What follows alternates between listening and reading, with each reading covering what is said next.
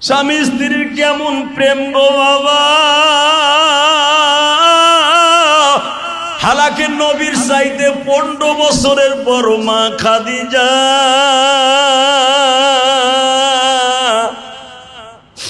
জীবনে একটা দাঁতও পড়ে নাই, একটা চুলও পাকে নাই। মা খাদিজার চেহারার মধ্যে কোনোদিন একটা বীরেদ্দা মহিলার ভাসও পড়ে নাই। মা খাদিজারে দেখলেই মনে হইতো 20 বছরের কুমারী। আমার আল্লাহ মা খাদিজাকে এমন করে বডিটা রাইখা দিছে যেন আমার নবী খাদিজারে দেখা মন খারাপ না করে।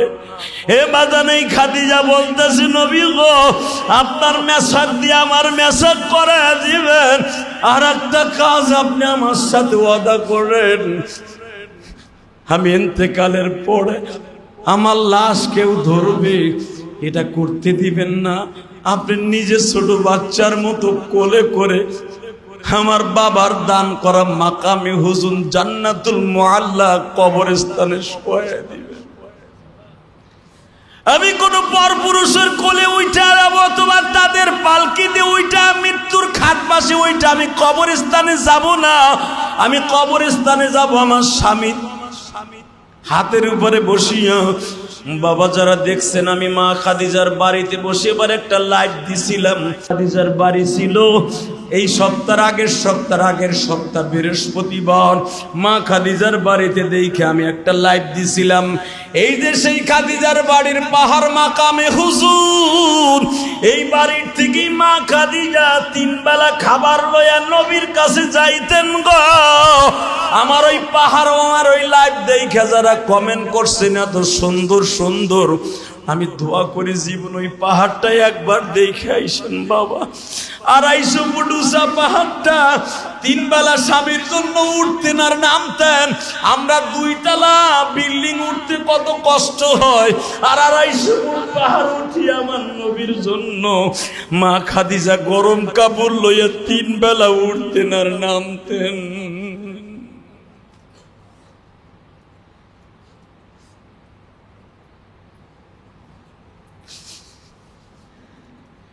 এক ঘন্টা প্রশংসা করার পরে 3 মিনিটে মাত্র 3টা দরখাস্ত পাশ করায় নিলেন।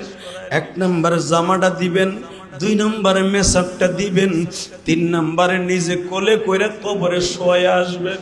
এ আমার মা বোনেরা, ইউটিউবের মাধ্যমে যারা আজকের জুমার বয়ান, মদিরউদ্দিন মসজিদের বয়ান, মিরপুরের যারা আজকে শুনবেন গো মা, দেখেন তো জীবনে স্বামীর কাছ থেকে এরকম কোনো একটা জিনিস পাশ করায় নিতে পারেন কিনা। দুনিয়ার কোন মহিলা স্বামীর দোয়া ছাড়া জান্নাত যাওয়া অসম্ভব, অসম্ভব, অসম্ভব। মা খাদিজা বললেন, দিছেন তো আমারে দিলাম। দেখেন বুখারীর মধ্যে আছে কিতাবুল লিবাসের মধ্যে মা খাদিজার বর্ণনাটা কত সুন্দর। ইসমাইল বুখারী রাহমাতুল্লাহ আলাইহি লিখেছেন, লম্বা চৌড়া হাদিস। মা খাদিজার দাফন হয়ে গেল, সুন্দর করে কাফনও হয়ে যাবে বাবা, কাফনও হয়ে গেল। আমার নবী খাদিজার দেখেন, মা খাদিজা কিন্তু লম্বা কম ছিলেন না। আমার নবীর এই কান বরাবর লম্বা ছিলেন বাবা। আমার নবী আপনার আমার প্রায় 9 ফুট থেকে 10 ফুট লম্বা ছিলেন।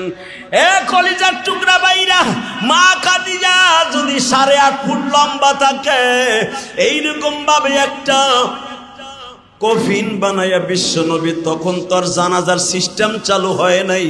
মাক্কি জিন্দিকে কাফনের কাপড় পরাইয়াই দাফন করতো, কোনো জানাজার সিস্টেম ছিল না। নবী কাফন পরাইয়া নিজের জামাটা দিয়া, নিজের পাগড়িটা দিয়া, পাও ঢাইকা বোরকা বানায়া, খাদিজার চুলগুলা যখন বুকের উপরে দিয়া, কপালে একটা চুমা দিয়া বলছিল, খাদিজা রে ঘুমা রে, খাদিজা ঘুমা।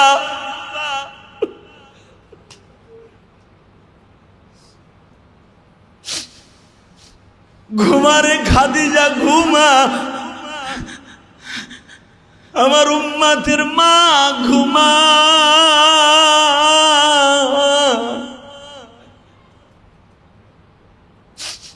আমার খাদিজার মতো উম্মতের দরদি আমার আর দুনিয়ায় কেউ আসবে না।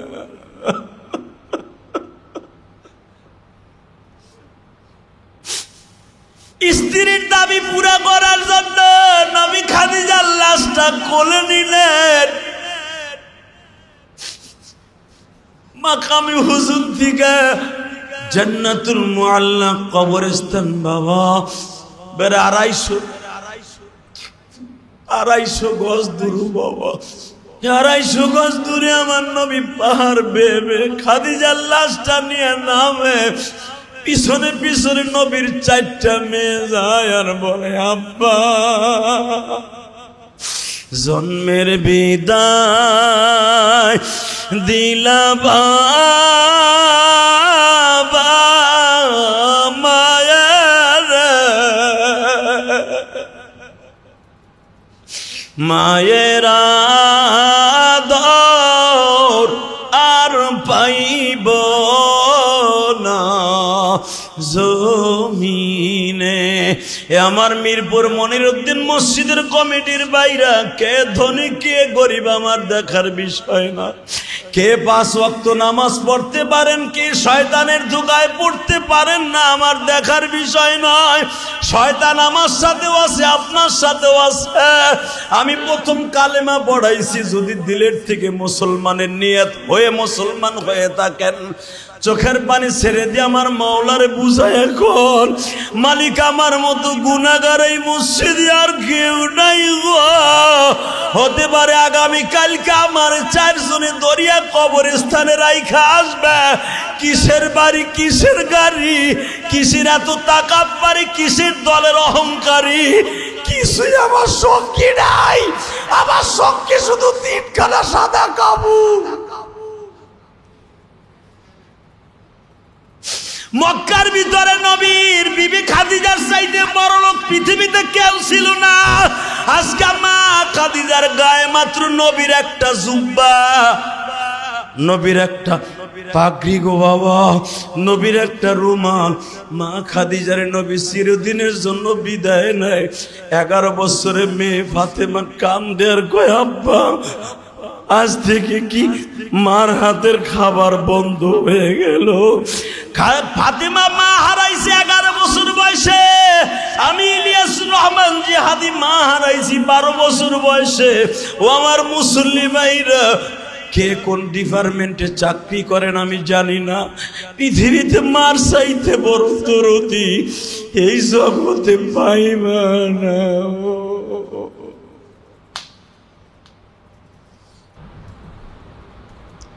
আমার মালিক বলেন আমি এত কিছু বানাইলাম, তোরে ভালো রাখলাম, সুস্থ রাখলাম, তুই সব স্বীকার করস যে আমি সুস্থ রাখার মালিক, আমি রেজেকের মালিক, আমি অসুস্থ রাখার মালিক আমি।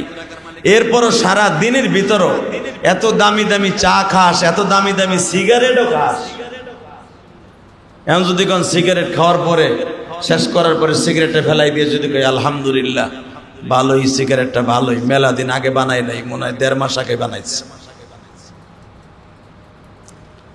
না।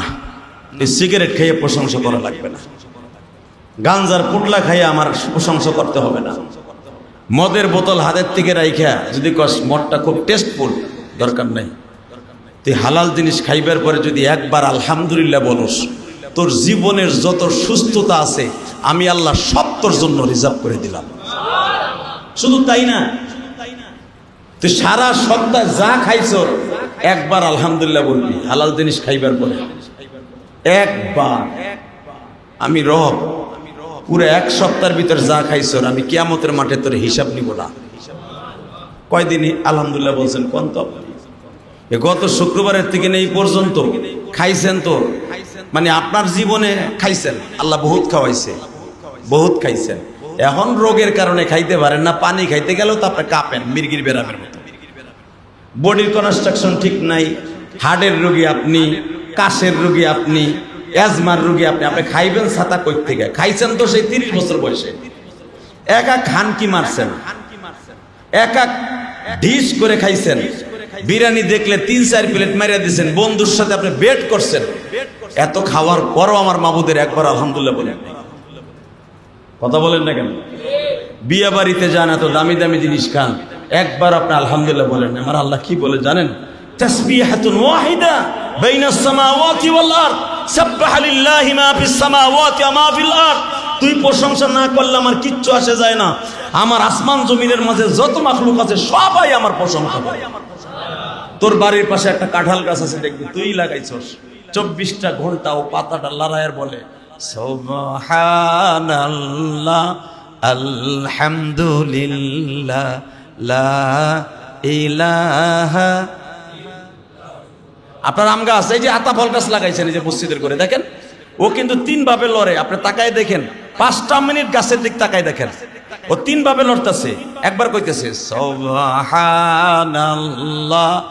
আলহামদুলিল্লাহ লা ইলাহা ইল্লাল্লাহ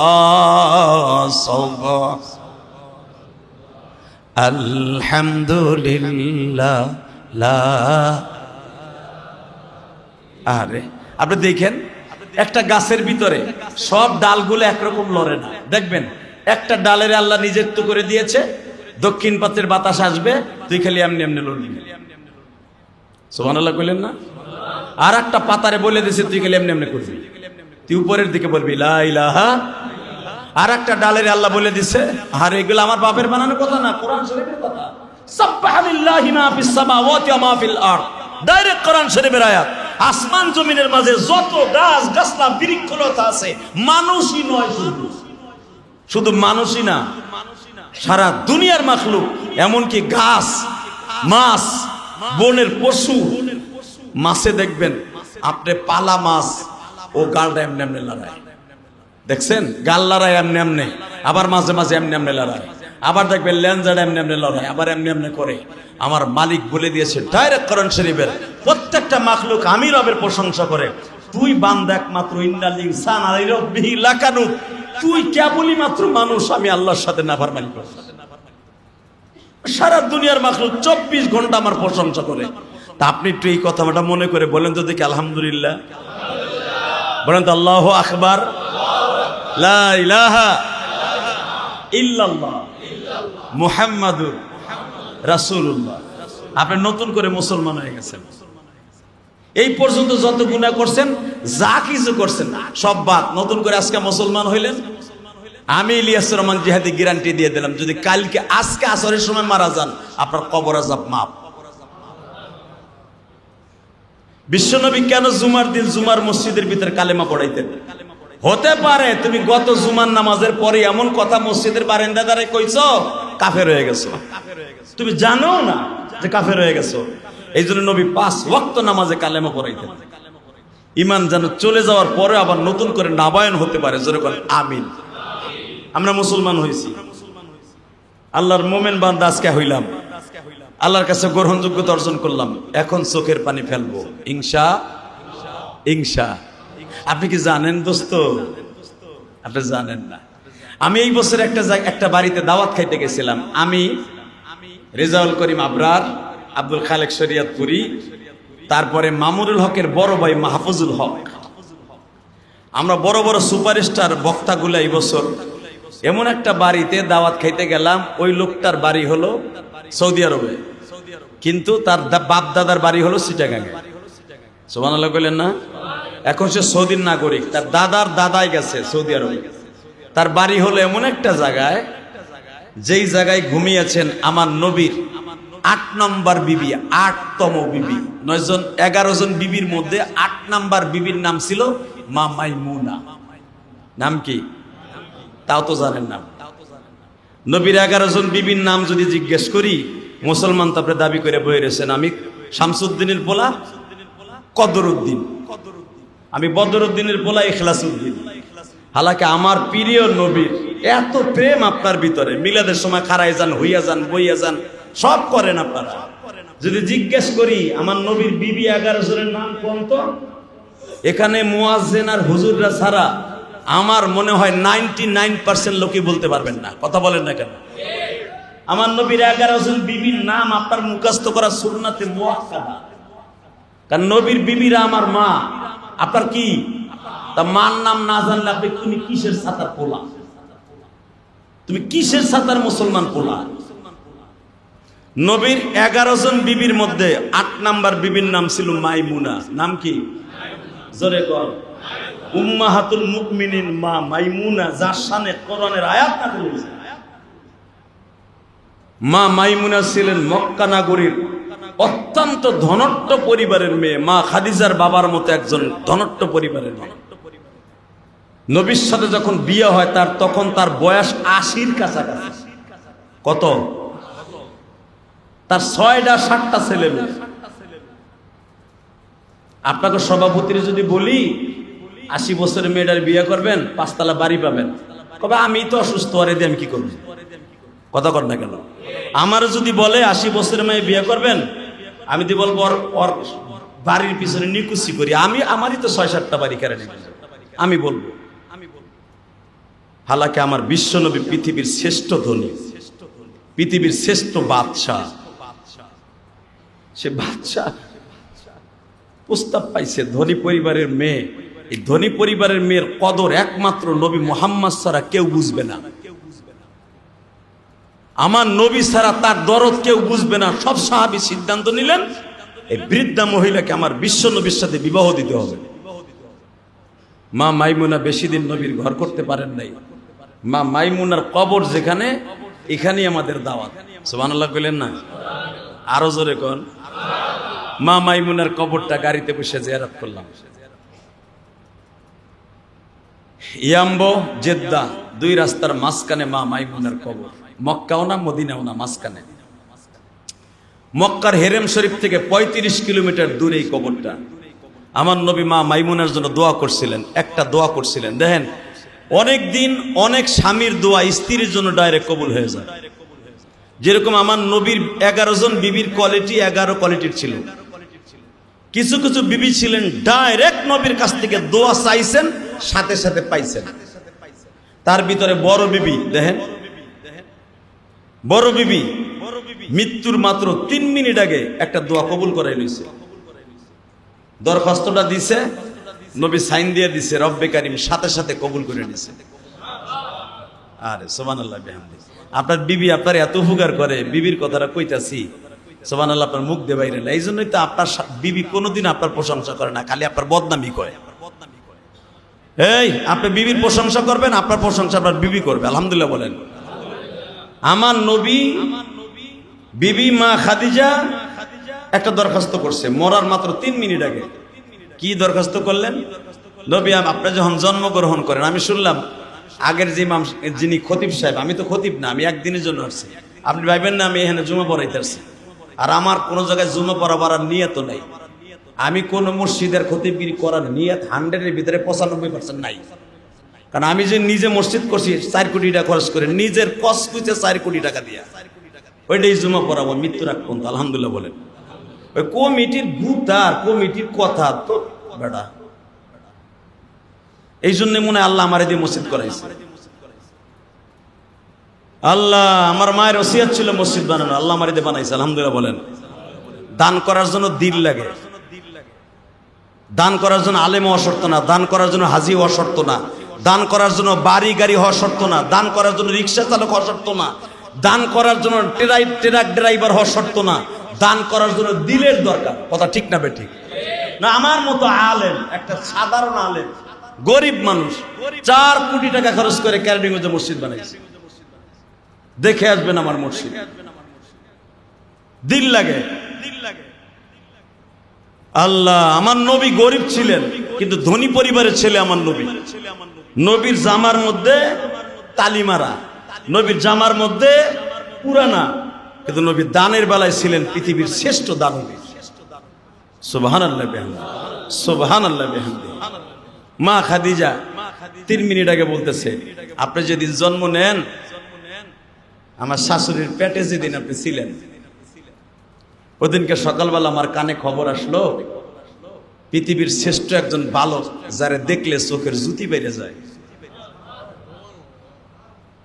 আমার নবীর প্রশংসা শুনে যদি আপনি জোরে সুবহানাল্লাহ বলেন, আপনার হাড়ের রোগ, কানের রোগ, চোখের রোগ, কলবের রোগ সব ভালো হয়ে যাবে। কারণ আমি এখানে শেখ মুজিবুর রহমান, জিয়াউর রহমান, জিল্লুর রহমানের প্রশংসা করি নাই, আমি ইলিয়াসুর রহমানের প্রশংসা করি নাই। ওই রহমানের দোস্ত, অর্থাৎ যিনি আসল রহমান, আমি তো ইলিয়াসুর রহমান। ওই রহমান যিনি তার নিজে বন্ধুত্ব করছেন যেই মানুষটার সাথে, এবং তার সামনে আল্লাহ কোরআনে কি বলছে আমি আগে তার কথাটা কোরআন থেকে বর্ণনা করি। ওমা আরসালনাকা ইল্লা রাহমাতাল লিল আলামিন।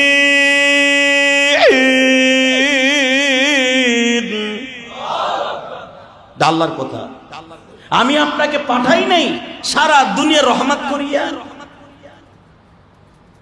আমি কি আপনারে পাঠাই নাই সারা দুনিয়া রহমত বানাইয়া? কি মনে করলেন আপনি?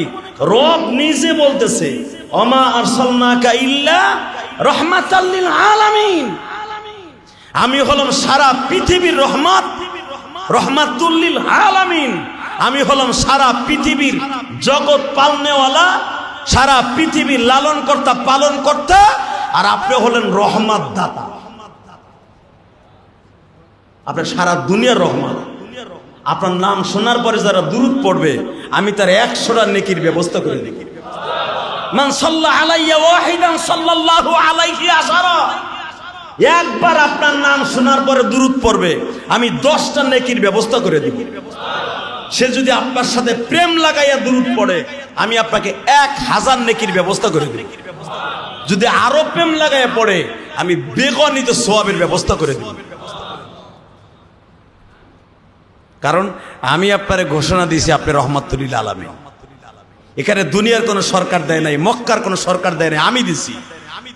তো মা খাদিজা বলতেছে আপনি যেদিন জন্ম নিবেন ওদিনকার সকালবেলা আমি শুনতে পাইলাম মা আমেনার গর্ভ থেকে একটা বাচ্চা আসতেছে, যে বাচ্চাটারে দেখার সাথে সাথে সারা দুনিয়া আলো হয়ে গেছে।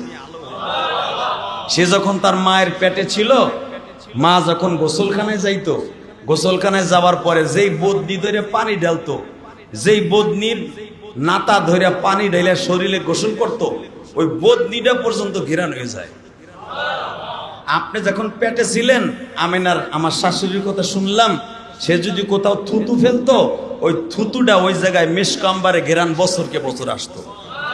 আমার শাশুড়ির শরীরের ঘাম পাও বেয়ে বেয়ে যদি কাবা ঘরের টাইলসে লাগে, তখন তো আর টাইলস ছিল না, পাথরি জমিন ছিল, পাথরে লাগে, ওই পাথর যদি কেউ পাড়াও দেয় তার শরীর থেকে মেশকাম্বারে ঘেরান আসতো। তো সত্যি তো তাই। আপনি আমার ঘরে যখন আসেন আমার ঘরে কোনো আতর লাগে না, পুরা দামি সেন আমার ঘরে ঘেরান বের হতে থাকে। আমার নবী বলতেছে কারণটা কি? এত প্রশংসা করতেছে, এ তো পুরানা কথা, নতুন কি আছে তাই কও।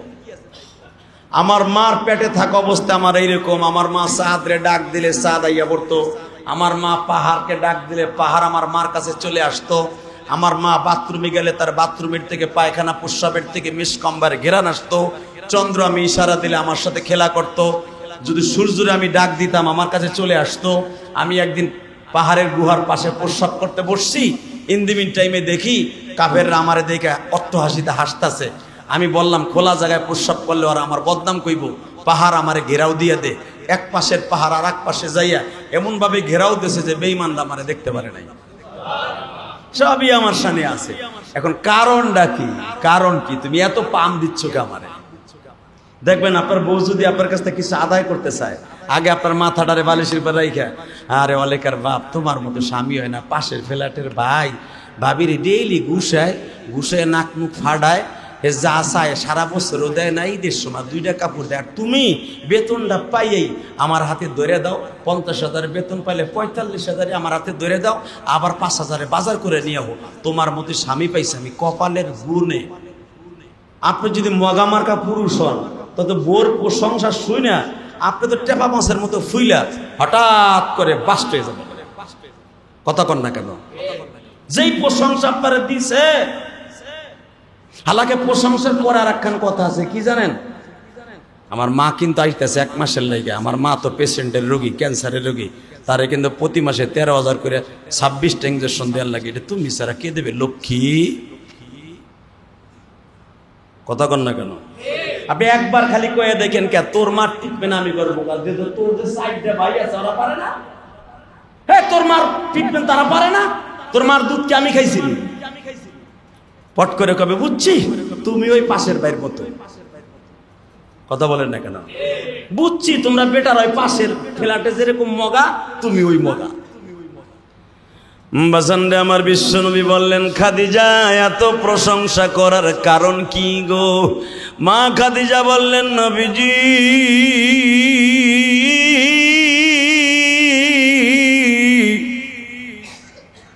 গত 3 সপ্তাহ আগে বেঈমান আবু জেহেল আপনার কপালটা ফাটায় দিছে। আপনার হাত পায়ের মধ্যে আপনার চাচি কাঁটাগুলা ফুটায়া পাউটা ছিদ্র করে দিছে গো। আপনি কোনো গাছের নিচে বসলে গাছের ছায়া যদি অন্যদিকে থাকে, আপনার কারণে গাছের ডালগুলা এদিকে ঝুঁকিয়া পড়ে আপনার ছায়া দেওয়ার জন্য। আপনি রাস্তা দিয়া হাঁটলে একটা মেঘমালা আপনার ছাতির মতো ব্যবহার করে আসমান দিকা, যেটাকে ডিজিটাল ছাতা বলা হয়। 1 ঘন্টা প্রশংসা করার পরে 3 মিনিটের ভিতরে একটা দরখাস্ত আদায় করে নিলেন, নবীজি মনে হয় আজকের রাতটা আমি বাঁচবো না, মনে হয় আমি কবরে চলে যাব। কিন্তু যাইবার আগে আমার একটা জিনিস দান গো নবী, আমার ইন্তেকালের পরে আপনার গায়ের জামাটা আমার কাফন বানিয়ে দিবেন। নবী বলে একটা সাধারণ কথা দিলাম। 2 নম্বরে, আমি ইন্তেকালের পরে আপনার পকেটে যেই মেশকটা আছে, কারণ মৃত ব্যক্তির গোসলের সময় তার মেশাক করাই তা সুন্নাত। আপনার যেটা দিয়ে মেশাক করছেন, আপনি ইউজ করছেন, ওই মেশাকটা দিয়ে আমার দাঁতগুলা বিরাজ করে দিয়ে। স্বামী স্ত্রীর কেমন প্রেম গো বাবা! হালাকে নবীর চাইতে 15 বছরের বড় মা খাদিজা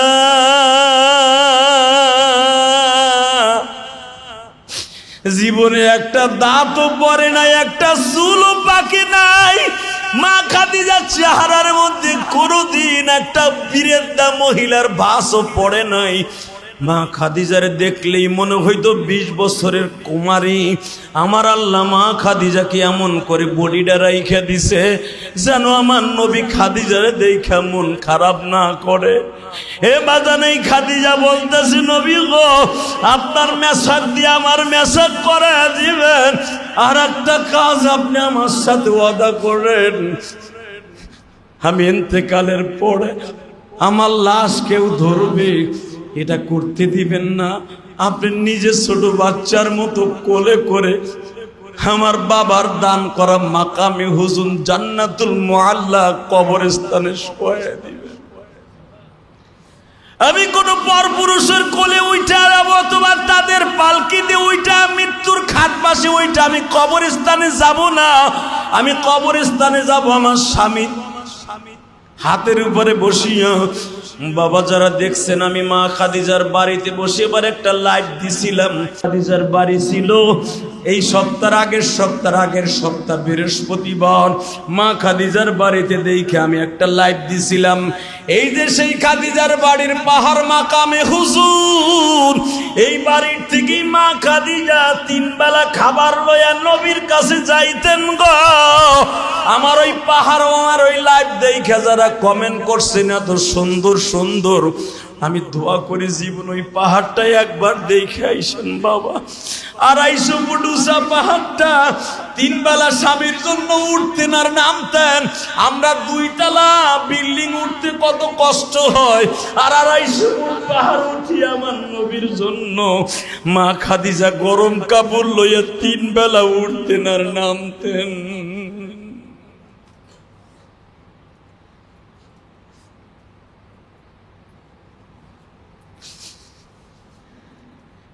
এক ঘন্টা প্রশংসা করার পরে 3 মিনিটে মাত্র 3টা দরখাস্ত পাশ করায় নিলেন। 1 নম্বরে জামাটা দিবেন, 2 নম্বরে মেশাকটা দিবেন, 3 নম্বরে নিজে কোলে কইরা কবরে শোয়া আসবেন। এ আমার মা বোনেরা, ইউটিউবের মাধ্যমে যারা আজকের জুমার বয়ান মদিনুদ্দিন মসজিদের বয়ান মিরপুরের যারা আজকে শুনবেন গো মা, দেখেন তো জীবনে স্বামীর কাছ থেকে এরকম কোনো একটা জিনিস পাস করায় নিতে পারেন কিনা। দুনিয়ার কোনো মহিলা স্বামীর দোয়া ছাড়া জান্নাত যাওয়া অসম্ভব, অসম্ভব, অসম্ভব। মা খাদিজা বললেন, দিছেন তো আমারে দিলাম। দেখেন বুখারীর মধ্যে আছে কিতাবুল লিবাসের মধ্যে মা খাদিজার বর্ণনাটা কত সুন্দর। ইসমাইল বুখারী রাহমাতুল্লাহ আলাইহি লিখেছেন, লম্বা চৌড়া হাদিস। মা খাদিজার দাফন হয়ে গেল, সুন্দর করে কাফনও হয়ে যাবে বাবা, কাফনও হয়ে গেল। আমার নবী খাদিজার দেখেন, মা খাদিজা কিন্তু লম্বা কম ছিলেন না, আমার নবীর এই কান বরাবর লম্বা ছিলেন বাবা। আমার নবী আপনার আমার প্রায় 9 ফুট থেকে 10 ফুট লম্বা ছিলেন। এ কলিজার টুকরা বাইরা, মা খাদিজা যদি 8.5 ফুট লম্বা থাকে, এইরকম ভাবে একটা কফিন বানাইয়া বিশ্ব নবী, তখন তোর জানাজার সিস্টেম চালু হয় নাই। মাক্কি জিন্দিকে কাফনের কাপড় পরাইয়াই দাফন করত, কোনো জানাজার সিস্টেম ছিল না। নবী কাফন পরাইয়া নিজের জামাটা দিয়া, নিজের পাগড়িটা দিয়া, পাও ঢাইকা বোরকা বানায়া খাদিজার চুলগুলা যখন বুকের উপরে দিয়া, কপালে একটা চুমা দিয়া বলছিল, খাদিজা রে ঘুমা রে, খাদিজা ঘুমা।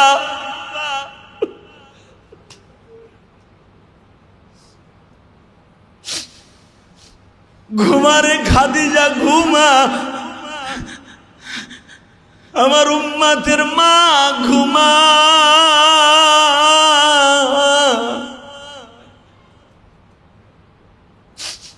আমার খাদিজার মতো উম্মতের দরদি আমার আর দুনিয়ায় কেউ আসবে না।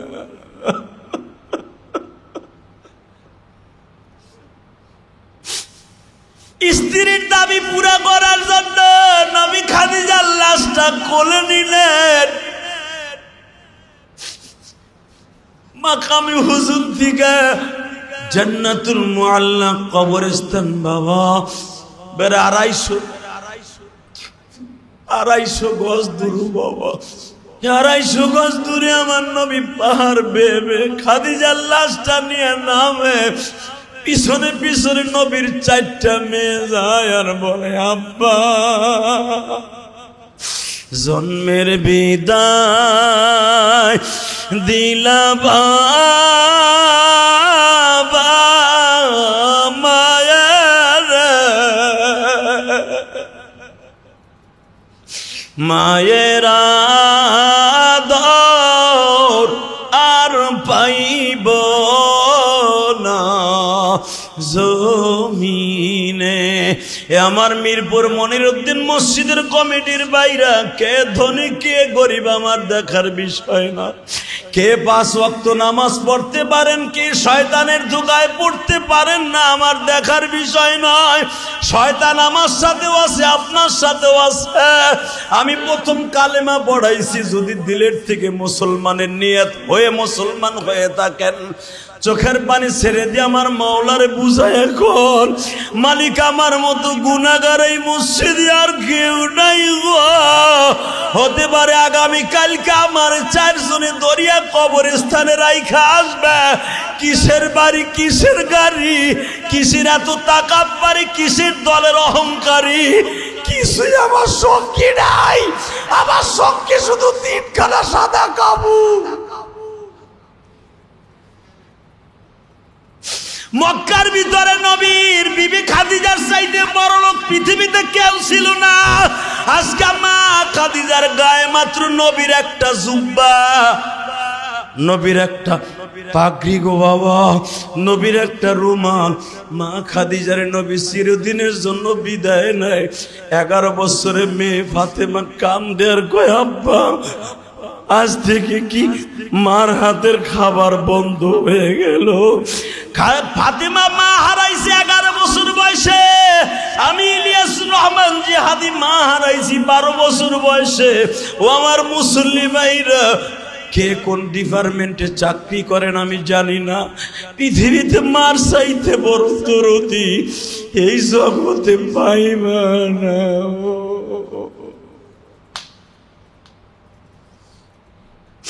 কারো বাড়ি রংপুর, দিনাজপুর, কুড়িগ্রাম, ময়মনসিংহ, কিশোরগঞ্জ, চাঁদপুর, নোয়াখালী, কুমিল্লা, গোপালগঞ্জ, মাদারীপুর, শরিয়তপুর।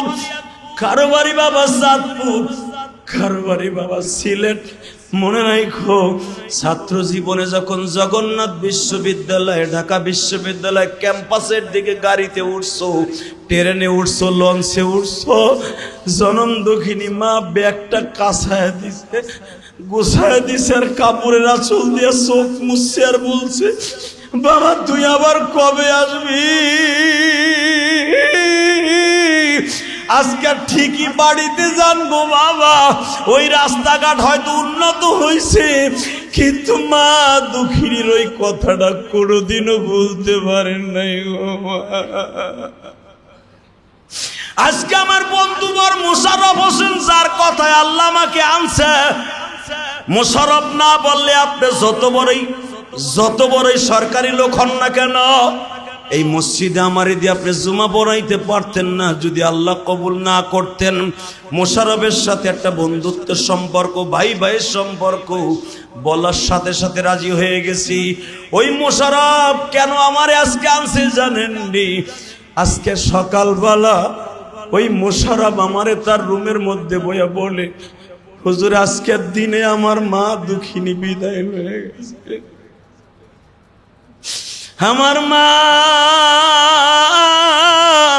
26শে সেপ্টেম্বর সকালবেলা জুমার দিন বিদায় লয়ে গেছে গো মা। যখন আগে ঢাকায় আসতাম, মা জানালার পাশে বয়া বয়া বিদায় দিত, মোশাররফ রে ভালো থাইকো, ছেলে মেয়ে নিয়ে সুখে থাইকো। কতবারই তো বাড়িতে যাই, কেউ তো আর জানালার পাশে দাঁড়াইয়া বলে না ভালো থাইকো। আমি বললাম, মা বলছে জীবিত অবস্থা, এখন মৃত্যুর পরে আপনি বলবেন মা তুমি কবরে ভালো থাইকো। মা, কোন সন্তান যদি মা বাবাকে ভালো রাখার জন্য ভালো কাজ এই জমিনে করেন, আমি আল্লাহর কসম করে বললাম আপনার সন্তানও জুমার দিনে দোয়া করবে আর কানবে আর বলবে বাবা মা কবরে ভালো থাইকো। আলহামদুলিল্লাহ বলেন না? এই যে আপনাকে মুয়াজ্জিন সাহেব কাঁদে, হয়তো তারও মা নাই বাবা নাই। পৃথিবীতে মনে রাখো, আলেমের চোখের পানি আর গায়রে আলেমের চোখের পানি এক নয় গো বাবা। আমরাও যখন মাদ্রাসা পড়তাম, আপনারাও যখন স্কুল কলেজে পড়তেন, গরিবের ঘরে জন্ম নিয়েছেন ঠিকই, মনের তৃপ্তি মিটাইয়া খাইতে পারেন নাই, ভালো একটা প্যান্ট শার্ট পরিয়া ভালো পরীক্ষার হলে যাইতে পারেন নাই। আজকে হাজার হাজার টাকা দামের শার্ট পরেন, পাঞ্জাবি জামা পরেন, হালাকে আপনার বাবা আপনার দামি কাপড় দিতে পারে নাই। আপনার বাবারে আপনি দিছেন এইরকম মাত্র কম দামি 3খানা সাদা কাপড়, মায়েরে দিছেন 5খানা কম দামি সাদা কাপড়।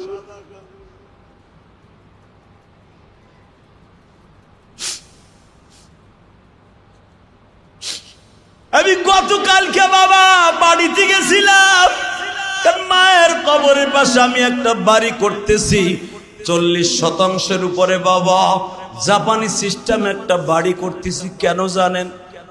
আমার গ্রামের বাড়ির মানুষ বলে খালি টাউনেই করো, গ্রামে কিছু করলা না। এই জন্য আল্লাহর প্রশংসা, প্রায় 3 কোটি টাকা খরচ করে একটা বাড়ি করতেছি গোপালগঞ্জ মসজিদপুরে আমার মায়ের কবরের সাথে। এটা মহিলা মাদ্রাসা করবো, আলহামদুলিল্লাহ বলেন।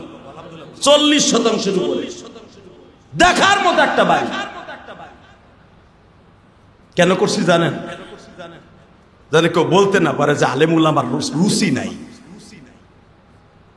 আল্লাহর প্রশংসা, আপনি যদি আমার বাড়িতে যান কেরানীগঞ্জ, প্রত্যেকটা বাড়িতে আপনি গেলে বলবেন রুচি সম্মত আলেমুল আমার রুচি আছে। মেরে ভাই দোস্ত বদর, কেন বলছে আমি বাড়ি করতেছি এটা ডায়লগ দেওয়ার জন্য নয়, আল্লাহর কসম। যখন বাড়ির মিস্ত্রিদেরকে টাকা দেওয়ার জন্য যাইতেছি, ওই বাড়িতে যাওয়ার সময় মার কবরটা ডাইন পাশে বাজে। আমার যে নিয়ে যাইতেছে ড্রাইভার, আমি ড্রাইভারে বললাম ওই যে আমার মা দুঃখিনী শুয়ে রয়েছে, আজকে এত কোটি টাকার বাড়ি যদি আমার মাই দেখতো। আমার বাপ আমারে বড় করছে গোল পাতার ঘরে, গোল পাতা দিয়ে ছাউনি দিয়েছিল আমাদের ঘর, 2 লাখ খান ঘর। আজকে কোটি কোটি টাকা খরচ করে জায়গা কিনে বাড়ি করতেছে। আমার মা যদি আজকে বাইরে বাইসে থাকতো, আর মিস্ত্রিরা কাম করতেছে চেয়ারে বসে, যদি আমার মাই দেখতো, না জানি আমার মার মনটা কত উজ্জ্বল হয়ে যাইতো। মায়ের কবরে বসে দাঁড়াইয়া বললাম, মা গো উমরা করে আসছি মা, উমরার চুল মা এখনো মাথার মধ্যে মা, 40 দিন পর্যন্ত হাজির দোয়া ডাইরেক্ট কবুল হয়ে গো মা। কত মানুষের জন্য মক্কা মদিনার থেকে কত হাদিয়া আনলাম মা, তোর জন্য কিছু আনতে পারি নাই গো মা, বুক ভরা দোয়া নিয়ে আসছি মা। তুমি যদি আমারে দেখে থাকো, মালিকরে বুঝাইয়া কও মক্কা মদিনায় যেই বডিটা দেখাইছি ওই বডিটা জানো জাহান্নামের আগুনে স্পর্শ না করে মা। আমারে যদি জাহান্নামে স্পর্শ না করে মা, তোমারেও করবে না গো মা। কারণ রব্বির হামহুমা কামা রব্বায়ানি সগীরা। হাজির দোয়া কবুল হলে মা তোমার দোয়াও কবুল হবে। আমার দাড়ি ফাঁকা বাজানরা, আপনি কি জানেন আপনার চোখের পানির দাম কত? দাড়িগুলা যখন পাকিয়া যায়, ফ্যানের বাতাসে যখন দাড়িগুলা লড়তে থাকে, আল্লাহর রহমত তার মুখের মধ্যে বর্ষিত হতে থাকে, ওই দাড়ি পাকা মানুষটা চোখের পানি ফেলতে দেরি আছে, আমার মালিকের দপ্তরে কবুল হইতে 1 সেকেন্ডও দেরি হবে না। দাড়ি পাকা লোকের দোয়া এত কবুল। আমি দেখতেছি মসজিদের অধিকাংশ মুসল্লিদের দাড়িগুলা পাইকে গেছে। আরে বাবা, মৃত্যুর টাইম কিন্তু আয়া পড়ছে। আমি আপনাদের খেদমতে আর মাত্র কয়েক মিনিট আলোচনা করব, শুধু আমার দিকে তাকায় থাকবেন। এই 4-5 দিন হলো মক্কা মদিনার থেকে আসছি বাবা, শুধু দিলটাকে নরম করে আল্লাহরে বুঝাইয়া দেন, আল্লাহ গাড়ি বাড়ি যা করছি কিছুই আমার না। যদি আমার থাকতো তাহলে আমার লাস্ট টাইম বলেছে করে গ্রামের বাড়িতে পাঠাইতো না। যদি এই ফ্ল্যাট আমার হইতো, আমার ছেলেরা কোনোদিন আমার কবরস্থানে জঙ্গলে ফেলাই রেখে আসতো না। আমার জন্য একটা ফ্ল্যাটের কোণে একটা জায়গা রাইখা দিত আমারে দাফন করার লাইগা। হালাকে এই বাড়িটা করার জন্য আমার অনেক কষ্ট হয়েছে। আমার বাবাও তো অনেক কষ্ট করছে এই বাড়িটা করার জন্য। বাবারে যখন আমার বাবার বাড়িতে দাফন করি নাই, আমার সন্তানও আমার এই বাড়িতে এই ফ্ল্যাটে দাফন করবে না, ওই বাগানে রাইখা আসবে, যেই বাগানের ঘাস গরু ছাগলেও খায় না। কারণ কবরস্থানের ঘাস গরু ছাগলে কেন খায় না জানেন? মনে রাখেন কেন খায় না? কবরের মধ্যে কি হইতেছে আমি দেখার ক্ষমতা নাই। গরু ছাগল কুত্তা বিলাই ওরা সবাই দেখে কবরে, কোন কবরে আযাব হয় এটা জানেন আপনি? আপনি জানেন এই মাসলা? দুনিয়ার কোন মানুষ দেখে না কবরে কোন কবরে আযাব হইতেছে, কিন্তু গরু ছাগল কুত্তা বিলাই দুনিয়ার সব মাখলুক দেখতে পায় কবরে আযাব হইতেছে কার কার কবরে। তখন ওই আযাব দেখে ছাগলগুলো যায় না, ওই গরুটা ওই কবরস্থানে ঢোকে না, ঢোকলেও খুব দ্রুত বাইরে যায়। তা না হলে কবরস্থানে এত দামি দামি ঘাস হয়ে রয়েছে, কবরের উপরে ঘাস গরুতে খায় না, পাশের ক্ষেতের ঘাস খায়, কবরস্থানে খায় না। কারণ কি কেন জানো? ওই কবরস্থানের মধ্যে শুয়ে আছে একটা পাপিষ্ট, আর কবরে আগুন জ্বলতেছে, গরুতে দেখতেছে, কুত্তায় দেখতেছে। কুকুর কোনোদিন মোমেন বান্দার কবরে পায়খানা করবে না, একটা জাহান্নামী মানুষের কবরে পায়খানা করবে, কুকুরে প্রস্রাব করবে ঠ্যাং উঁচা করে। জানেন আপনি এই মাসলা? আমার দিকে তাকান, চোখের পানি ফেলায় মালিককে বুঝে, এখন আর সময় নাই, বহুত করছি, রাজনীতি ভাজনীতি বহুত করছি, এখন সব বাদ। আল্লাহ কবরে কবে যামু, কেমনে থাকবো, এই কথাটা আমার কয়ে দাও তুমি। যদি এইভাবে জুমার দিনে বুঝে বলতে পারেন, এই জন্যই তো বিশ্বনবী বলছে জুমার দিন হলো আমার উম্মতের জন্য ঈদের দিন। সুবহানাল্লাহ জোরে কইতে মন চায় না? উম্মতের জন্য জুমার দিন হলো গুনাহ মাফের দিন। উম্মতের জন্য জুমার দিন হলো তার জীবনের সব গুনাহ মাফের দিন। আরো জোরে, আরো জোরে। জুমার দিন হলো আমার উম্মত যারা সারা বছরে কোরবানি দিতে পারে না, উট কোরবানি, যে আগে মসজিদে যাবে আমার উম্মতের জন্য উট কোরবানি দেওয়ার দিন। আমার উম্মতের জন্য যে ব্যক্তি কোরবানি দিতে পারে না, গরিব মানুষ, ওর জন্য গরু কোরবানি দেওয়ার দিন। আমার উম্মতের জন্য জুমার দিন। চোখের পানি ফেলাইয়া যদি মালিক রে একবার ডাক দেয়, ওর জীবনের কোনো গুনাহ থাকবে না ওই দিন। ধনীর জন্য হলো আরাফার দিন, আর গরিবের জন্য হলো জুমার দিন। কারণ আরাফার দিন টাকা থাকলে আরাফার দিনে গুনাহ মাফ করাইতে পারে হাজি, আর গরিবের টাকা নাই, ওর যাইতে হবে না মক্কায়, ও দুনিয়ায় জুমার দিনে ডাক দিয়া দৌড় দিয়া চোখের পানি ফেলাই আল্লাহরে ডাক দিবে। ও আরাফার মাঠে বসে ডাক দিলে যা পাবে জুমার মসজিদে যেয়ে তাই পাবে। আরো জোরে কর। তাহলে আপনার আমার জন্য আরাফার মাঠে না গেলেও চলবে, যদি টাকা না থাকে এইখানে এসে ডাক দিলেই হবে। আবার উল্টা পাল্টা বুঝেন না যে আরাফার মাঠে যাইতে হুজুর না করছেন তো হজ করাই লাগবে না। যার পরে হজ ফরজ, ও সারা যে গরিব, ওর জন্য হলো জুমার দিন। ডাক দিতে দেরি আছে জুমার মসজিদে আইসা, আরাফার মাঠে যে ডাক দিলে যেই সওয়াব, গরিবের জন্য মসজিদে আইসা ডাক দিলে একই সওয়াব। কি মনে করেন আপনি জুমার দিন? আজকে জুমার দিনটা গরিবের গনিমত মনে করেন। আর রবিউল আউয়ালের আলোচনা শুনতেছেন, আমার নবীর আলোচনা যত শুনবেন ততই লাভ, যত শুনবেন ততই লাভ। আমার একটা প্রোগ্রাম ছিল নবীর দাদার বাড়ির পিছনে মাক্কামে হুজুনে, এবার উমরায়।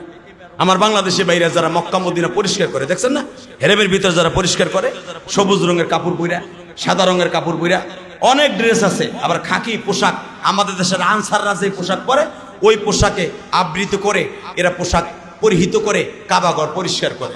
তাহলে এইরকম একটা হোটেলের ভিতরে, একটা বাড়ির ভিতরে, অর্থাৎ যেখানে ছিল আবু সুফিয়ানের বাড়ি, এই আবু সুফিয়ানের বাড়ির ডাইন পাশে এখনো পাহাড়টা আছে। হুজুরের দাদার বাড়ির পিছনে, মা খাদিজার বাড়ির নিচে, এখানে একটা পুরানা বাড়ির মধ্যে ভাড়া থেকে 38 জন থেকে 40 জন পোলা থাকে ওখানে ভাড়া। আলহামদুলিল্লাহ বলে। জিজ্ঞেস করলাম ভাড়া কত? বাংলাদেশের বছরে প্রায় 8 লক্ষ টাকা ওদের ভাড়া দিতে হয়, বাংলা টাকা। তো আমি জিজ্ঞেস করলাম, তোমরা এই বাড়িতে সবাই থাকো মিলা জিলা, হুজুর একটু দোয়া করেন। আমি বললাম, তুমি কি জানো এই জায়গার ইতিহাস? বলে, হুজুর আমরা কিছু কিছু জানি। বাকি ইতিহাস যখন আমি বললাম, বিশ্বাস করে, আমি যখন বললাম তোমরা যেখান দিয়ে বসে আছো এই রাস্তা দিয়ে আমার নবী প্রতিদিন খাদিজার বাড়িতে যাইতেন। সুবহানাল্লাহ, আরো জোরে বলতে হবে।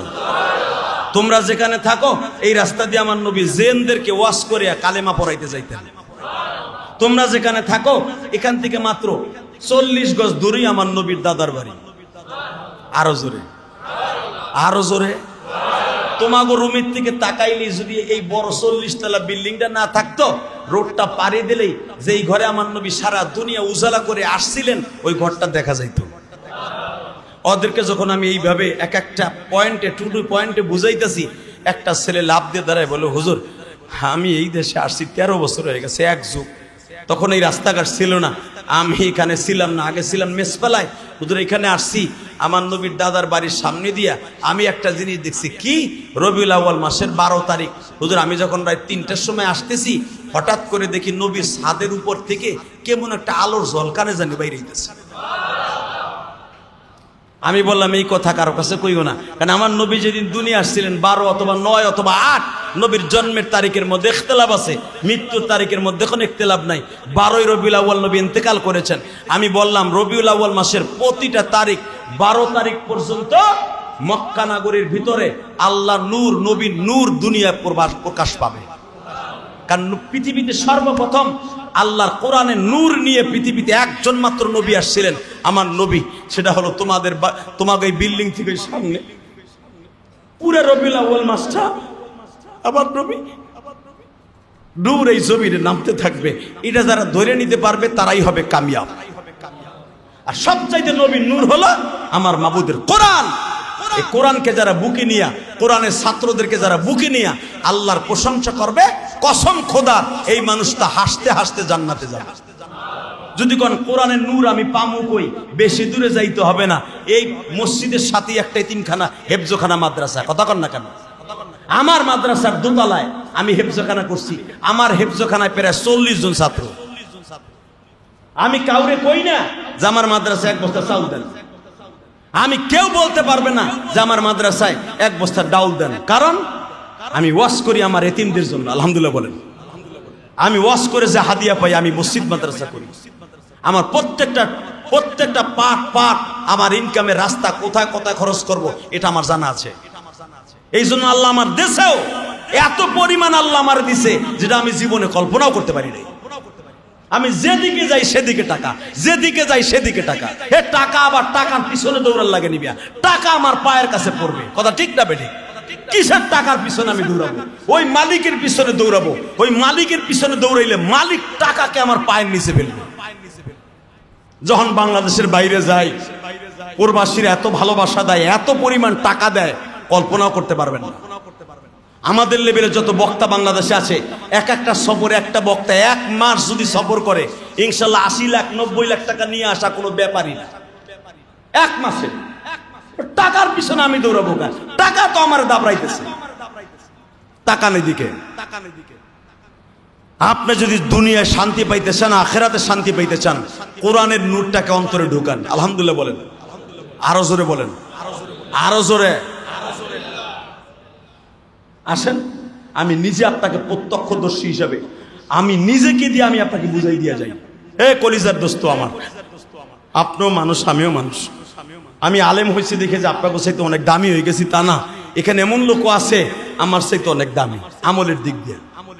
আমি বক্তা হয়েছি দেখে, জুমার খতিব হয়েছি দেখে আমার অনেক দাম না। আমার চোখের পানির চাইতে আপনার চোখের পানির দাম বেশি। কেন? আপনি আপনার এলেম কম, আমল বেশি। আমার এলেম বেশি, আমল কম, কোনো দাম নাই। কথা কর না কেন? এই জন্য আপনি আমার থেকে দামি। বাজান রে, কেন কথাটা বলছে আমার দিকে তাকাবেন। আফগানিস্তানের বাদশা মাহমুদ গাজনবী, নাম শুনছেন কিনা? এ নাম শুনছেন না? আফগানিস্তানের বাদশা মাহমুদ গাজনবী সরকারি কাজ শেষ করার পরে বাসার দিকে রওনা দিছে। তখন তোর বাবা ইলেকট্রিসিটি ছিল না। 1200 বছর আগে এই দুনিয়ায় কারেন্ট আবিষ্কার হয় নাই। তখন হেজাকের মাধ্যমে ওয়াজ নসিহত হইতো, মসজিদের আলো দিত হেরিকেন দিয়া আর হেজাক দিয়া। হেজাক চিনেন না? ওরে পাম দিলে আলো দেয়, পাম দিলে আলো দেয়। দেখেন না, আমি যত পাম দেই ওয়াজে তত টাকা কালেকশন হয়। আর যেদিন ওয়াজ ভালো না হয় কালেকশনটা হয় না, কারণ আমরা পাম্পের পাগল। পাম তো হেজাক লাইট হলো, ওরে যত পাম দিবেন তত আলো হইবে। কথা কর না কেন? তামাগো জীবনটা হলো হেজাক লাইট, পাম দিলেই ফলে। তো ওই জামানায় হেজাক লাইট ছিল। পৌরসভার ভিতরে কয়েক হাজার হেজাক লাইট লাগাই দিয়েছিলেন মাহমুদ গাজনবী, যেন মানুষের রাস্তায় চলাচলে, রাস্তায়, কারণ পুরো আফগানিস্তান নাই তো পাহাড়। জালালাবাদের, কাবুল শহরের কেবুলি ডাইন পাশে, তুরাবুরা পাহাড়ের পাশে মদিনাতুল উলুম একটা এতিমখানা মাদ্রাসা। একটা ছেলে হেরিকেনও নাই, কিরাসিনও নাই। এখানে মনে হয় সভাপতি সহ, এই যে আমার আরেক ভাই উপদেষ্টা সহ অনেক লোক আছেন হেরিকেনে লেখাপড়া করছেন না? কিসে পড়ছে? মেট্রিক পরীক্ষা হেরিকেনে দিছে না? তা পট করে কয়ে ফেলাও।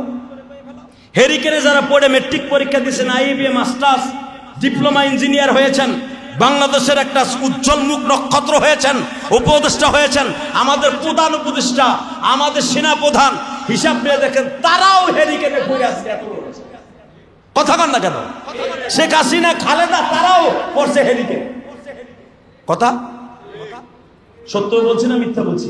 আমি আমার জীবনে হেরিকেনে পড়ে আলেম হইছি। হেরিকেনে তেল দিছি, সে আমার আলো দিছে।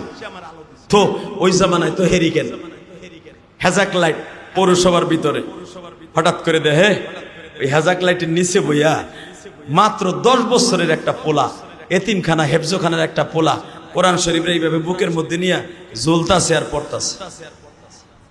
সুবহানাল্লাহ। খাবারের পরে যে কইেন দুপুরের খাবার, কারণ এখন তার পেটে খাওয়ার নাই। সুবহানাল্লাহ কে লাভ নাই।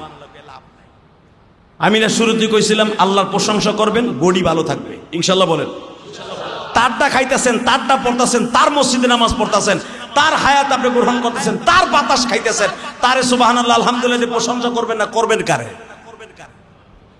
যখন আলোর নিচে বইয়া জুইলা জুইলা বলতেছে আউযুবিল্লাহি মিনাশ শাইতানির রাজিম বিসমিল্লাহির রহমানির রহিম তাহা মিম তাহা মিম মা আনজালনা, এরকম বারবার পড়তাছে আর ঘুরতাছে, পড়তাছে আর জ্বলতাছে। মাহমুদ গাজনবী পিছনের থেকে যাইয়া এখানে হাত দিয়ে কয়, বাপ তোর নাম কি? কয় আব্দুল্লাহ। এই জামানায় যেরকম আপনার 8 বছরের নাতিরাও চেনে ডাক্তার ইউনূসকে, কথা ঠিক না বেটে? কারণ প্রতিদিন ইন্টারনেটে ডাক্তার ইউনূসরে দেখে, কথা কন। প্রধান উপদেষ্টাকে দেখতেছে আপনার নাতিরা, 5 বছর থেকে হেসিরে ডাক্তার ইউনূসকে। আর আজ থেকে 1200 বছর আগে সোশ্যাল মিডিয়া ছিল না, ওই বাচ্চা চিনে না যে এটা মাহমুদ গাজনবী, আফগানিস্তানের বাদশা, সফল বাদশা। পৃথিবীর ভিতরে কয়েকটা বাদশা ওমর ইবনে খাত্তাবের মধ্যে শাসন করেছে, ওমরের মতো তার ভিতরে মাহমুদ গাজনবী একজন। কি মনে করেছেন আপনি? মাহমুদ গাজনবীর জামানায় একটা চোর বাটপার কোন একটা জিনা করছে? সুবহানাল্লাহ বিহামদিহি। মাহমুদ গাজনবীর দেখলে শয়তান পালাইতো। সেই মাহমুদ গাজনবী জিজ্ঞেস করে, তোমার নাম কি? আমার নাম আব্দুল্লাহ। তো এই পৌরসভার ভিতরে নামাজ পড়ুসকে, কোরআন শরীফ পড়ুসকে? কয় আমার আব্বাও নাই, আমার মাও নাই, আমি এতিমখানায় পড়ি, আমার হেরিকেনও নাই। আমি যার হেরিকেনে তেল দিতাম সপ্তাহে 100 টাকা করে, 100 টাকা আপনারা চিনবেন, আপনার নাতি চিনবে না, কথা কন না কেন? 100 টাকা আপনি চিনবেন, আপনার নাতি আর আপনার পোলায় চিনবেন। 100 টাকা তেল দিতাম সপ্তাহে সপ্তাহে। তো আমার আব্বা নাই, তো আমি ওই 100 টাকা তেল আমি ভাগে দিতে পারি না, এই জন্য আমার বাইর করে দিছি। আমার তো সবক মুখস্থ শুনাইতে হইব। আমি দেখলাম সরকারি আলো, এখানে দাঁড়ায় দাঁড়ায় কোরআন শরীফ পড়তাছি। মাহমুদ গাজনবী টান দিয়ে বুকের মধ্যে নিয়ে কয়, আমার 4টা পোলা 6টা মাইয়া, তাকে লেখাপড়া করাবার জন্য কত প্রযুক্তি ব্যবহার করি, কত মাস্টার ব্যবহার করি, আর এই ছেলেটা আলো নাই, হেরিকেন নাই, সে সরকারি হেরিকেনে দাঁড়ায় দাঁড়ায় পড়ে। আয় বাবা বুকে আয়, চল তোর মাদ্রাসায় যাই। প্রধান উপদেষ্টা সাবজুদ আইয়া মসজিদের বারান্দা দাঁড়ায়, কে হুজুর দাঁড়ান, প্রশ্নের উত্তর দেন। সভাপতিকে ডাক দে, সভাপতি শুদ্ধা প্রস্রাব করা। আমি ইলিয়াস রহমান জিহাদি লুঙ্গি ভিজে যাবে ডরে যে এই লোকটা আমার হেনাই লোকাল, কথা ঠিক না বেঠিক? মাহমুদ গাজনবী এত বড় তেজস্বী বাচ্চা ছিলেন, যেই রাস্তা দিয়ে যাইতেন ওই রাস্তা শয়তানও লুকাইতো না। এত বড় ওলি ছিলেন তিনি, সারাদিন রোজা রাখতেন, রাতভর নামাজ পড়তেন, এত বড় বুজুর্গ তিনি। তো যখন জিজ্ঞেস করছে, হুজুরে ডাক দিছে, আপনার ছেলে কই যায় রাত 12টার সময়? খেয়াল করেন স্যার, আপনি মাহমুদ গাজনবী আগে আপনি চিনে ফেলছে অন্ধকারে। স্যার ও গরিব মানুষ, আর হেরিকেন নাই, তেল নাই, এই জন্য মনে গেছে, আমি জানিও না। আপনার মাদ্রাসায় কয়টা হেরিকেন লাগবে? এতটা। কয় সেট কাপড় লাগবে? এত সেট। কয় বস্তা গম লাগে? কেন আফগানিস্তানের জাতীয় খাবার হলো রুটি, জাইতুনের তেল, এই জন্য ওদের এত শক্তি। কত বেরেল তেল লাগে? এত। কেরাসিন কত বেরেল? এত। জাইতুন তেল কত? এত। সব প্রত্যেক মাসের 1 তারিখ চলে আসবে। আরো জোরে কন। এইভাবে যদি মনিরউদ্দিন মসজিদের কমিটি সহ এই মিরপুরের বড় বড় শিল্পপতিরা যদি এইভাবে লিস্টি করে তার জাকাতের টাকাগুলো এতিমখানা মাদ্রাসায় পৌঁছাই দিত, আল্লাহর কসম, আল্লাহর কসম, আল্লাহর কসম, কোরআনের বাতিগুলা 100-এ জ্বলতো, একটা কোরআনের বাতিও বন্ধ হতো না। কথা বলেন না কেন? যাকাত তো দেই না, বরঞ্চ মাদ্রাসার বিরোধিতা করে। কি বলে জানেন বড় বড় নেতারা? আরে মাদ্রাসা করে লাভ কি হবে? ওটা তো জিএমবি রাখরা। এটা জিএমবি রাখরা না, এটা জান্নাতের রাখরা। কথা বাস। 1 তারিখ আসতেছে, হঠাৎ করে মাহমুদ গাজনবী বলতেছে, বাবা আব্দুল্লাহ রে, আমি তোর মাদ্রাসায় তোর ওসিলায় এত কিছু দিলাম, আমি বিনিময়ে 2টা জিনিস চাই। কয়টা? জোরে কন। কয়টা? আরে ওয়াজটা পকেটে নিয়ে যান। কয়টা? 2টা। ছোট বাচ্চা, 10 বছরের বাচ্চা, ও বোঝেই কি। এখনের পোলাপান যেমন ট্যালেন্ট, ওই জামানার পোলাপান তো ট্যালেন্ট ছিল। আরে আপনার মা আমার মা 1 কুড়ির উপরে গুনতে পারতো না। 100 টাকা দিলে 20 কুড়ি গুনতো, 1 কুড়ি, 2 কুড়ি, 3 কুড়ি, 4 কুড়ি, 5 কুড়ি, কথা কন না কেন? 100 টাকা দিলে আপনার মা আপনার দাদি চিনতো না, আমার মাই তো চিনতো। বাজানরে মাত্র 2 মিনিট কথা বলবো। মাহমুদ গাজনবী বললেন, আমি 2টা জিনিস তোর কাছে চাই রে আব্দুল্লাহ। কি? এত কিছু তোদের এতিমখানায় দিলাম বাবা, 1 নম্বরে আমি বহুত চেষ্টা করছি আমার এতিম নবীর জীবনী একবার স্বপ্নে দেখবো। নাবালেগ বাচ্চা কোরআনের বাতি তুই জ্বালাস।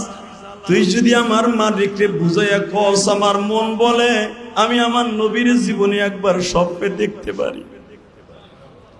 2 নম্বরে একটা জিনিস চাই, আমার এই দেশের মধ্যে একটা ভালো মানুষ চাই, যদি তারে পাই আমার এই দামি চাদর দিয়ে তার জুতা জোড়া মুছাইয়া দিন। ছোট আব্দুল্লাহ বলে ফেলছে, যান আপনি পাবেন, এই দুজন পাবেন, দুটোটা পাবেন। মাহমুদ গাজনবী চলে গেলেন সংসদ ছেড়ে নিজের বাসভবনে, আব্দুল্লাহ চলে গেলেন মাদ্রাসায়। রাত 3টার সময় যখন হেফজখানার ছেলেরা উঠে গো বাবা, প্রথম কোরআন শরীফটা বুকে নিয়ে রব্বি জিদনি ইলমা রব্বি জিদনি ইলমা 40 বার পড়িয়া যখন কোরআনটা চুমা দিয়ে তেলাওয়াত আরম্ভ করে, আমার মালিকের কুদরতি কোরআন নামে হাফেজ নামে ওই খুঁটিটা লড়তে থাকে লড়তে থাকে লড়তে থাকে। হাফেজ সাহেবের সাথে কথা বলতে থাকে আর বলতে থাকে, হাফেজ রে তুইও হাফেজ হইতাছস, আমিও আল্লাহর নামের একটা হাফেজ খুঁটি। তোর বাবা মারে মাফ করছি, তোরে মাফ করছি, তোরে যে টাকা দিয়া চাউল দিয়া ডাল দিয়া তোরে যে লালন পালন করছে যেই মাদ্রাসার মসজিদের কমিটি, তাদের 14 গোষ্ঠী মাফ করছি। এটা আমার বাপের কোরআনের কথা, ডাইরেক্ট কোরআন হাদিসের কথা। মাহমুদ গাজনবী ঘুমাইতে গেছে, আধা ঘন্টা পরেই দেখে বিশ্বনবী মাহমুদ গাজনবীর বালিশের পাশে বসা, বুকের মধ্যে নিয়ে কয়, মাহমুদ রে আমার নামও মাহমুদ, তোর নামও মাহমুদ কেন? আমার নবীর নাম 99টা, তার ভিতরে 4টা নাম হলো খাস, আহম্মদ, মুহাম্মদ, মাহমুদ আর আব্দুর রহমান। রহমান এই 4টা নাম আমার নবীর খাস, তার ভিতরে মাহমুদ খাসের মধ্যে একটা। আমার নামও মাহমুদ, তোর নামও মাহমুদ, আমি মাহমুদ তোরে বুকে নিয়ে ডাক দিছি, বল কি চাস? নবী গো এতদিন দুরূদ পড়লাম, নামাজ পড়লাম, কোনোদিন আমার সাথে দেখা দিলেন না, আজকে কেন দেখা দিলেন? মাহমুদ রে গতকালকে রাত্রে যে আব্দুল্লাহ তোরে না বলছিল আপনি দেখতে পারবেন, ওই আব্দুল্লাহ আজকে কোরআন শরীফ পড়তে যাইয়া মনে মনে বলে ফেলছে, নবী গো এই কোরআনের পাগলকে আপনার পাগলের সাথে একটু দেখা দেন না। আমি আপনারে বলছি নবী স্বপ্নে একটু দেখা দেন বাদশাহ মাহমুদ গাজনবীর সাথে। আমি কোরআনের প্রেমিকের সাথে কথা আমি ফেলাইতে পারি নাই, মদিনার থেকে চলে আসছি গো মাহমুদ। নবী আমি তো আর একটা জিনিস চাইছিলাম, ভালো একটা মানুষ আমার এই যুগে চাইছিলাম, আমি তার জুতাটা মুছাইয়া দেব চাদর দিয়া। আমার নবী পট করে বলে ফেললেন, ভালো মানুষ পাস না। তুই কি ভালো মানুষ এমপি মন্ত্রী 15 অগস্টের প্রেসিডেন্টই ভালো মানুষ কর? মাহমুদ গাজনবী আমি নবী আজ থেকে শত শত বছর আগে বলে দিয়ে আসছি, খায়রুকুম মান তাআল্লামাল কোরআন ওয়া আল্লামা। পৃথিবীতে সবচেয়ে দামি আর ভালো মানুষ হলো তারা যারা কোরআন পড়ায় এবং পড়ে। সুবহানাল্লাহ বলেন না? আরো জোরে, খায়রুকুম মান তাআল্লামাল কোরআন ওয়া আল্লামা। সর্বোত্তম ওই ব্যক্তি যে কোরআন পড়ায় এবং পড়ে, যে হাফেজ হয় এবং হাফেজ বানায়। মাহমুদ গাজনবী এখন কানবেন, মাত্র 30 সেকেন্ড কথা বলবো, এরপরে আমার চাউলিটা চাইবো। মাহমুদ গাজনবী ঘুমের থেকে উঠিয়েই দৌড় দিলেন, ফজরের আগ দিয়া তোরাবোরা পাহাড়ের ওই মাদ্রাসায়, মদিনাতুল উলুম মাদ্রাসায় যাইয়া এক ছাত্রের জিজ্ঞেস করে, আব্দুল্লাহর জুতাটা কোনটা? আব্দুল্লাহর জুতাটা কোনটা? একটা ছেলে বলে, ওই জয়টা দেখে জুতার মধ্যে 13টা সেলাই। আমি ইলিয়াস রহমান জিহাদি, আমার স্যান্ডেল আমি ছাত্র জীবনে সেলাই করে পড়ছি, আপনারা পড়ছেন কিনা আমি জানি না। আপনার ছেলে তো জুতার চোখ ছোটার সাথে আর একটা নতুন দিতে হয়। আমার বাবা আমার জুতা দিতে পারে নাই, আমার বাবা আমার জুতা দিতে কিনে দিতে পারে নাই, প্লাস্টিকের স্যান্ডেল আমি জিহাদি 6টা 7টা সেলাই দিয়ে পড়ছি। দেখে ওর 2 জোড়া স্যান্ডেলের মধ্যে 13টা সেলাই। মাহমুদ গাজনবী সেলাই কিন্তু জুতাটারে চাদর দিয়ে মুছে আর বলে, আব্দুল্লাহ রে তুই কই রে বাবা, তুই কই? তুই আমার বুকে আয়, তোর চাইতে বড় ওলি এই আমার চোখে এই যুগে আর কয়টা আছে আমি জানি না। জোরে জোরে জোরে জোরে জোরে নবী বলেছে তুই ভালো মানুষ চিনিস না? যেই ভালো মানুষ, যেই ছাত্রের কারণে আমি নবী মদিনার থেকে প্রায় 1350 কিলোমিটার রাস্তা অতিক্রম করে, 13,000 কিলোমিটার রাস্তা অতিক্রম করে তোর আফগানিস্তানে আসতে পারি। তুই ভালো মানুষ চিনিস না? আমি আপনাদের দুটো পাও ধরে বলবো, ভালো মানুষ আপনাদের আশেপাশে অনেক মাদ্রাসা আছে, আছে না নাই? জোরে বলেন। যদি নবীর স্বপ্নে দেখতে চান, আমার নবীর জীবনে যদি একবার